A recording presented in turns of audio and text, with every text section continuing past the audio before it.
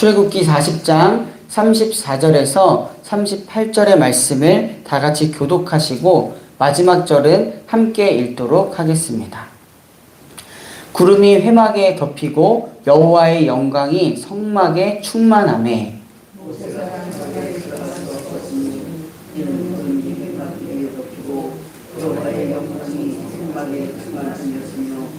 구름이 성막 위에 떠오를 때에는 이스라엘 자손이 그 모든 행진하는 길에 앞으로 나아갔고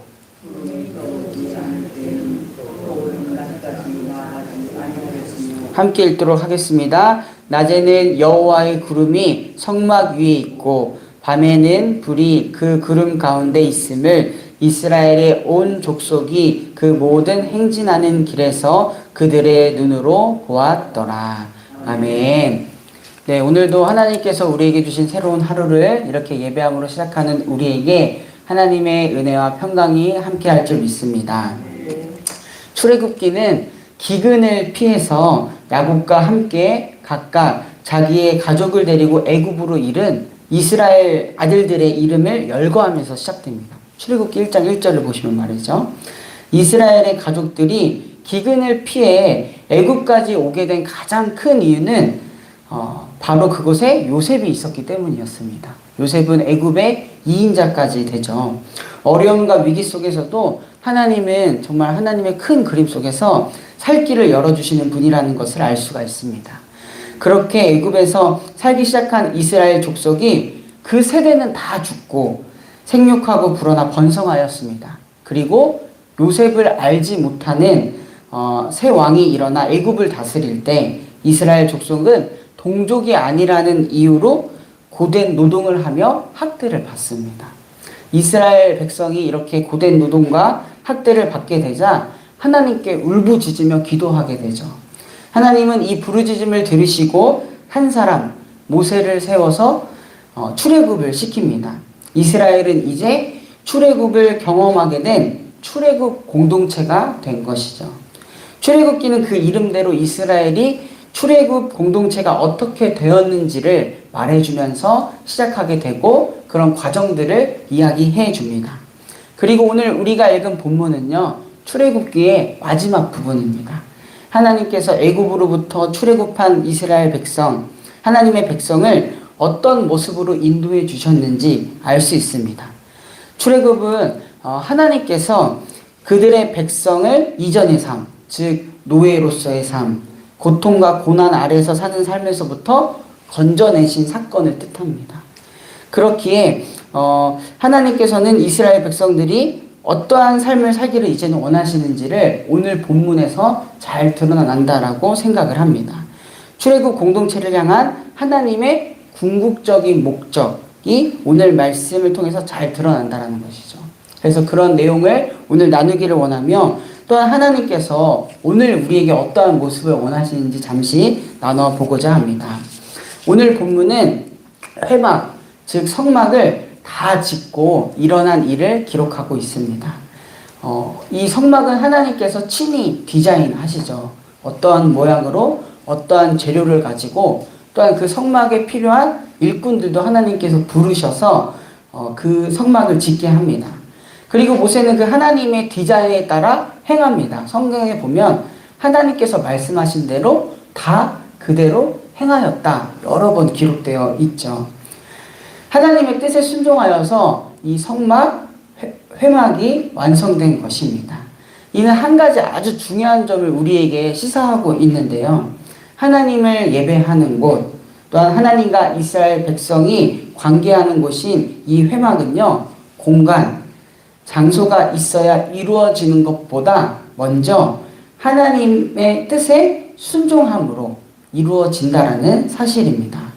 우리 사랑하는 성도님들, 우리가 하나님을 예배하기 위해서 또한 하나님과 관계된 삶을 살기 위해서는요, 무엇보다 필요한 것은 이러한 장소보다 먼저 하나님께 순종하는 우리의 마음인 줄 믿습니다.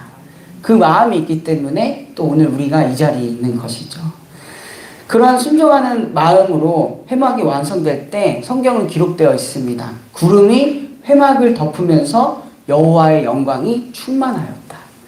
하나님의 임재를 상징할 때 성경에서는 불이나 구름 같은 것으로 상징을 하는데요. 그때 여호와의 영광이 충만하였다라고 기록되어 있습니다. 하나님께 순종하는 삶이 함께 하시는, 동행하시는 하나님의 은혜를 우리는 또 알 수가 있습니다.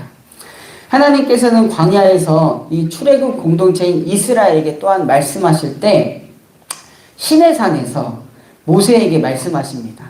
모세가 시내산에 올라가서 하나님께 그 내용을 들으면 시내산에 내려가서 백성들에게 하나님께 들은 말씀을 전달하죠. 출애굽기 19장 20절입니다. 주님께서 시내산 곧 그 산 꼭대기로 내려오셔서, 머릿속으로 잘 상상해 보세요. 이런 표현이 있습니다. 하나님께서 내려오셨다는 거예요. 모세를 그 산 꼭대기에 부르시니 모세가 올라갔다. 그리고 출애굽기 34장 32절입니다. 그때야 모든 이스라엘 자손이 그에게로 가까이 갔다. 모세는 주님께서 시내산에서 자기에게 말씀하신 모든 것을 그들에게 명하셨다. 모세가 시내산에서 들은 내용을 이제는 내려와서 백성들에게 전하였다라는 내용이죠. 그러나 오늘 본문에서 이제는 회막이 완성되자 하나님께서는 이스라엘 백성 중에 거하시기 위해 완성된 회막, 성막에 들어가신 모습을 우리는 상상할 수가 있습니다. 아까 말했듯이 여호와의 영광이 그 성막에 충만하였다라고 기록되어 있죠. 우리가 또 알아야 할 사실은 이 성막, 회막의 위치가요, 12지파가 각자 거주하는 텐트를 치면 그 텐트의 중앙에 위치하였습니다. 즉 하나님께서 이스라엘과 더 가까운 곳으로 함께 하심을 우리는 알 수가 있습니다. 이스라엘의 한복판에 이제는 거주하게 되신 것이죠. 하나님께서는 출애굽한 이스라엘 백성에게 자신이 이제는 항상 거주할 공간을 확보하셔서 내가 너희들을 얼마나 사랑하는지, 얼마나 가까이 하고 싶어 하는지를 말해주고 계신 것입니다. 뭐 결혼을 다 하셔서 알겠지만 각자 다른 도시에서 다른 곳에 살다가 사랑을 하게 되면 가까워지고 이제는 함께 사는 것처럼 이제 하나님께서는 이스라엘 백성 내가 너희들과 함께 거주하겠다 하는 그런 행위가 바로 이 회막 안에 임재한 하나님의 영광인 것이죠. 그리고 백성들은 그 한복판에서 하나님의 임재를 보면서 하나님의 인도하심을 따라 눈으로 직접 보면서 하나님의 인도하심을 따라갔습니다. 본문 38절입니다. 낮에는 여호와의 구름 성막 위에 있고 밤에는 불이 그 구름 가운데 있음을 이스라엘 온 족속이 그 모든 행진하는 길에서 그들의 눈으로 보았더라. 아멘. 이러한 모습은 막 출애굽을 하여서 아무것도 알지 못하는 그 광야에서 불기둥과 구름기둥으로 그들 앞에 서서 그들의 길을 인도하신 하나님을 떠오르게 했을 것입니다. 출애굽기 13장에 기록되어 있죠. 21절과 22절입니다. 주님께서는 그들이 밤낮으로 행군할 수 있도록 낮에는 구름기둥으로 앞서가시며 길을 인도하시고 밤에는 불기둥으로 앞길을 비추어 주셨다.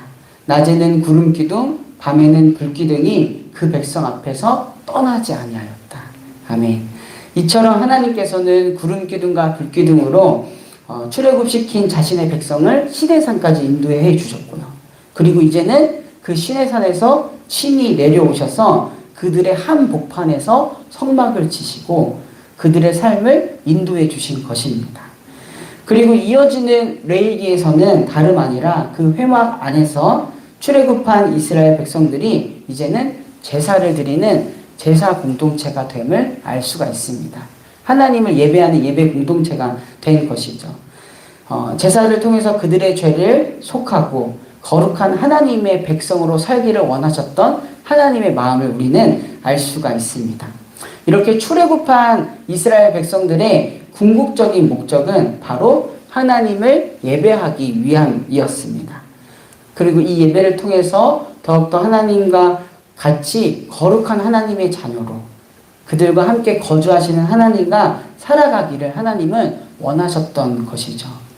사랑하는 성도님들 그 사실 아시나요?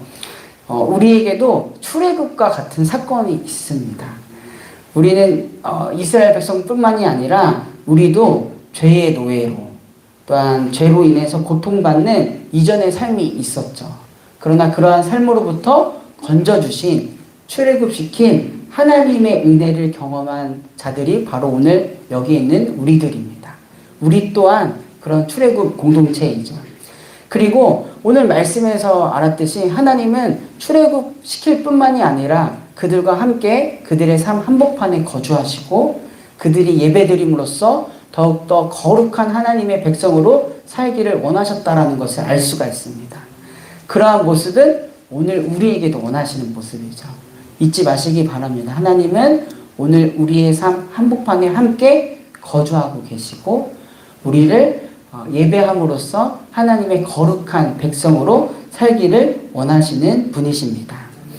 그리고 더 큰 은혜로 나아가 이제는 예수 그리스도를 통하여 우리 안에 거하셔서 우리를 하나님의 사람으로 지금도 지어져가는 존재로 변화시켜 주시는 분이 바로 우리 하나님이십니다. 제가 마지막으로 에베소서 2장 22절을 읽어드리겠습니다. 너희도 성령 안에서 하나님이 거하실 처소가 되기 위하여 그리스도 예수 안에서 함께 지어져 가느니라. 아멘. 오늘도 우리 안에 거하시는 하나님과 동행하는 그런 믿음의 삶, 은혜의 삶을 살아가는 우리가 되기를 바랍니다. 제가 기도하고 말씀 마치도록 하겠습니다. 오늘도 우리 가까이서 우리 삶의 자리 한복판에서 우리 안에 거주하셔서 함께 하시는 하나님을 찬양합니다. 때로는 이 사실을 외면한 채 살아가는 우리들의 안일함을 돌이킵니다. 우리 안에 거하시는 하나님을 사랑으로 모시고 살아가는 우리가 되게 하소서. 매일매일 우리와 함께 하시기를 원하시는 하나님과 기쁜 마음으로 동행하는 우리가 되게 하소서. 우리 안에 거하시는 주님께 순종함으로 하나님의 뜻을 이루며 살아가는 우리가 되게 하소서. 주님의 긍휼하심을 의지하며 나라와 민족 세계를 위하여 중보합니다. 아직도 진행 중인 전쟁으로 인하여 무고한 생명들이 희생당하고 있는 안타까운 현실입니다. 주님, 이 상황을 긍휼히 여겨주시고 하루속히 이 땅에 전쟁이 그치게 되기를 간절하게 기도합니다. 세계 열방이 전쟁으로 인한 자신의 이익을 추구하기보다 함께 평화를 바라볼 수 있는 생명이 있기를 간절히 원합니다. 더불어 심해지는 기후위기와 또한 자연재해 속에서 우리가 더욱더 주님의 질서, 평안을 위해서 그 회복을 위해서 기도하기를 원합니다. 또한 몸과 마음, 영혼이 아픈 환우들이 있습니다. 병으로 인하여 지치는 마음 주님께서 어루만져 주시옵소서.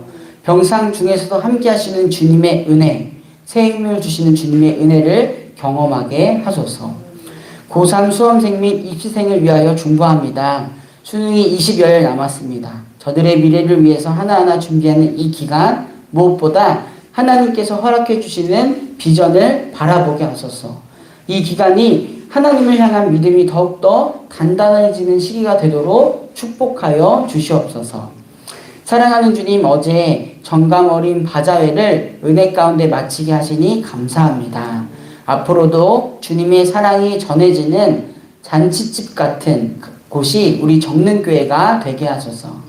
하나님께로 받은 사랑이 인도의 빈민지역과 그곳에 사는 영혼들에게 잘 전달되게 하여 주시옵소서. 앞으로도 우리 정릉교회가 지역사회를 넉넉히 품는 은총의 숲이 되게 하여 주시옵소서. 이 시간 각자의 기도의 제목을 가지고 하나님께 나아갑니다. 기도를 통하여 하나님의 뜻을 더욱 알게 하시고 그 뜻에 따라 순종하는 한 날 되게 하소서.